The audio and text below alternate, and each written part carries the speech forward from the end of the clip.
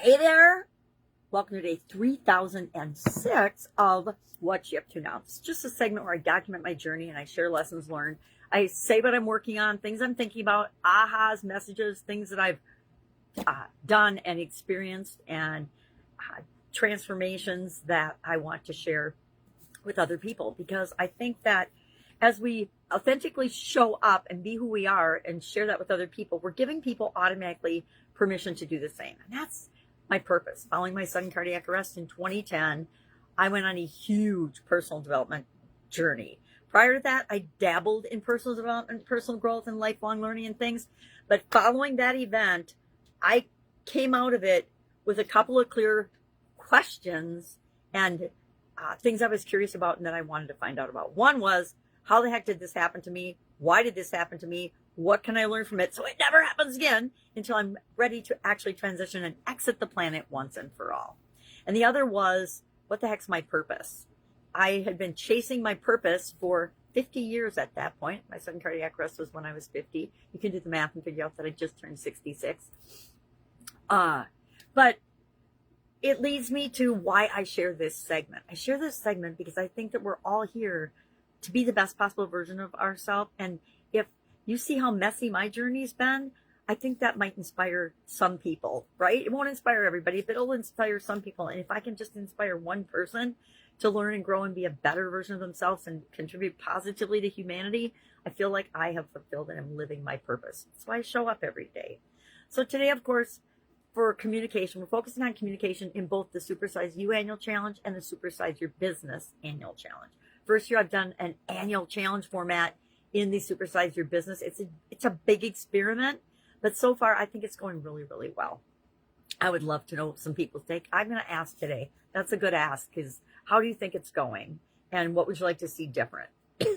I've basically taken my framework, the framework that I use to run my life and all my businesses, and broken it down into little bitty daily things that we can do to create the life we want. I don't think anyone's gone through the annual challenge and not been forever positively impacted and changed. I don't think it's possible to do one thing every day for a year and not be happier, feel more love, be more yourself, have more self-confidence, etc. So I digress. Today's topic was the power of silence and the power of the pause. And it's one thing I really need to practice. You know, sometimes we can say, okay, this is a really good thing to do, and we've known it for our entire life, yet am I really consistently doing it? And I would have to say, no, I'm not. I tend to be a fixer, and I just have to fill in every little bitty gap of silence. And that comes from my own insecurity, from me not trusting myself to say the right thing or do. I always will do the right thing.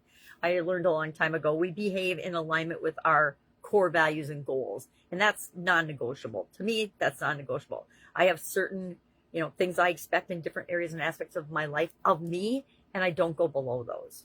Ever.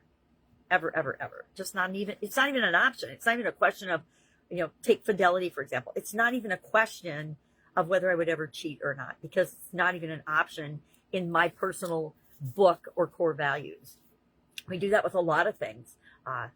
It's not even a question that I'm going to show up every day. Even though I could have quit a long time ago, I'm still going to show up every day because I made a commitment to myself that I want to leave some kind of a legacy for my grandchildren and for my children. And even if they think it's silly now, once I'm gone, they can go back and they can say, oh my God, there's 20,000 videos of grandma or mom. And if I miss her, I can just watch one and it'll be as horrifying as when she was still here. I'm kidding. My kids are absolutely, and my granddaughters are absolutely freaking amazing. So working on the pause. And this comes into play. And I've got a lot of really good experience and stories that I can tell myself of how I have done a tremendous job of pausing in the appropriate situations, in negotiations, both labor negotiations and in negotiating for a salary, negotiating for something that I wanted to have do or be, negotiating with people to help me in my businesses and in my life. There's certain situations like that. I'm great at pausing and just taking a deep breath, counting to 5, and waiting for the other person to respond or react, giving them time to process what we're talking about, especially in feedback situations where it's often emotional and challenging to deliver the message, much less receive it. but it's also a huge improvement area for me. I caught myself yesterday on a live call, and the other person I was talking to and I kept interrupting each other and talking over one another. And I think a lot of it, I like to blame technology, but I know that that's how technology is. So it's my responsibility to leave a longer pause and to wait for technology to catch up sometimes. We're also talking about and working on a coaching program that I'm involved in right now as a student and the coachee for building and growing and scaling my school community. I've got a school community for Supersize Your Business, and it's free, so you can join for free and check it out.